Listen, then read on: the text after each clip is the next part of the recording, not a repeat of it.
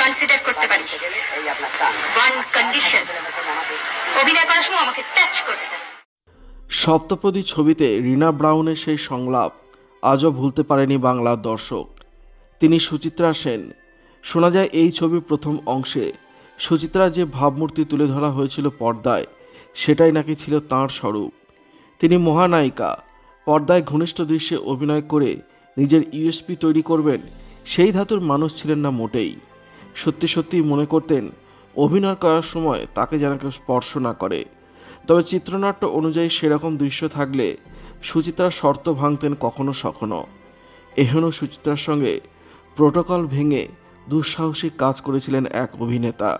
ঝড় বয়ে গিয়েছিল সেটে। 1966 সালে মহানায়িকা সুচিত্রা সেনের সঙ্গে একটি ছবিতে অভিনয় করেছিলেন মুম্বাইয়ের সুদর্শন প্রতিভাবান অভিনেতা ধর্মেন্দ্র। সেই ছবির নাম ছিল মমতা। বাঙালি পরিচালক অসিত সেনের নির্দেশনায় তৈরি ছবি। বাংলা ছবি উত্তর ফাল্গুনের হিন্দি রিমেক ছিল মমতা। সেই সময় বাংলার ব্লকবাস্টার ছবির হিন্দি রিমেক হতো খুবই। উত্তর ফাল্গুনের বলিউডি রিমেকে নায়ক ছিলেন ধর্মেন্দ্র, এবং সেই ছবির শুটিং করতে গিয়েই নায়িকা সুচিত্রা সেনের প্রতি একটু বেশি দুর্বল হয়ে পড়েছিলেন ধর্মেন্দ্র, যার পর খুবই অসন্তোষ প্রকাশ করেছিলেন মহানায়িকা। মমতা ছবিতে মা এবং মেয়ে দুই চরিত্রেই অভিনয় করছিলেন সুচিত্রা। মা দিব্যানী এবং মেয়ে সুপর্ণা। সুপর্ণা চরিত্রটির প্রেমিকের নাম ইন্দ্রনীল। তাতে কাস্ট করা হয় ধর্মেন্দ্রকে। এক সাক্ষাৎকারে ধর্মেন্দ্র বলেছিলেন সুচিত্রা সেনকে তার চুমু খাওয়ার ঘটনা নিয়ে নানান কথা বলেছিলেন। দেবদাস ছবিতে প্রথমবার দেখেছিলাম সুচিত্রা সেনকে, সেই থেকেই আমি মনে মনে পছন্দ করতাম তাকে। মমতা ছবির শুটিংয়ে আমি এবং সুচিত্রা আউটডোরে গিয়েছিলাম। ছবির কিছু অংশের শুটিং হয়েছিল দার্জিলিংয়ে।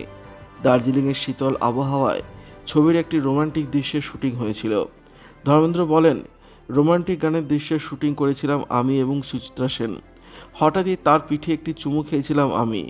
বাবরে, যা রাগ করেছিলেন সুচিত্রা আজও আমি ভুলতে পারি না। মমতা ছবির গানের দৃশ্য থেকে সেই চুমুর অংশটি শেষমেশ ফেলে দেওয়া হয়েছিল ঠিকই, কিন্তু সেই ঘটনার কথা ফলাও করে প্রকাশিত হয়েছিল খবরের কাগজে, ছবিও প্রকাশিত হয়েছিল। গানের দৃশ্যে অভিনয় করতে করতে হঠাৎ করে ধর্মেন্দ্র সুচিত্রার পিঠে চুমু খাবেন ভাবতেই পারেননি অভিনেত্রী।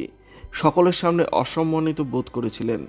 ধর্মেন্দ্রর প্রতি প্রচণ্ড অসন্তুষ্ট হয়েছিলেন তিনি। বলেছিলেন, আমাকে না বলে আমার সঙ্গে আলোচনা না করে এটা আপনি কি করলেন ধর্মেন্দ্রবাবু?